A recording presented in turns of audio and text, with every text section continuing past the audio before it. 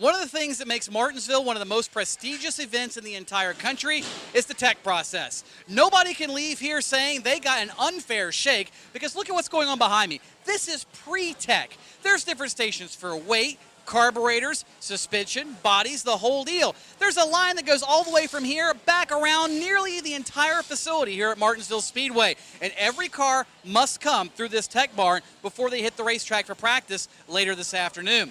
We had a chance to talk with Lynn Carroll about exactly what all they do here in the tech barn prior to the events here at Martinsville.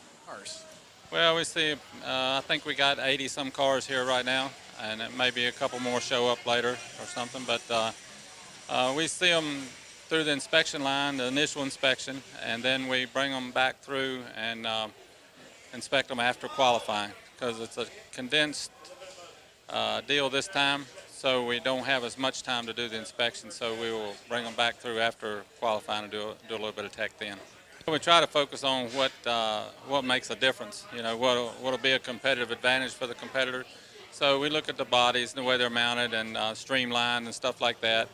And then, of course, we check the carburetors and we try to check as much of the mechanical stuff as we can, you know, to make sure everybody's on the same playing field. And then after qualifying, we'll usually go through and make sure nobody's done any switcheroos on us, you know, to make sure everybody's still good. And then, of course, after the event, we always do a major tire down. We usually tire a motor down or pull rear ends out or something. You know, we do a more extensive tech then. And when you get to that point, if you're right, you're right. You get the money. If you're wrong, you go home. Most of the tracks are pretty on board now with everything, and so we don't usually run into a whole lot of different stuff. You know, this is a big event for them. This is their Daytona 500, so naturally they want to win this race. So some of them will try a few things to try to get a little bit of an advantage, but that's the things we try to watch for. You know, we want everybody on an equal playing field. Who knows what time we'll get out tomorrow night. And that's just a little bit of insight into the tech process here at the Martinsville Speedway. As Lynn described, there's a lot of things that happen. They've got to do a lot in a little bit of time. But again, nobody can leave here saying they got an unfair shake. They might take home a $25,000 check and that prestigious grandfather clock, but nobody is going to leave here saying they did it with an illegal race car because every single bolt, nut, and for that matter, piece of fabric in these race cars gets checked over by the NASCAR officials to make sure that, yes, the guy who wins here won fair and square.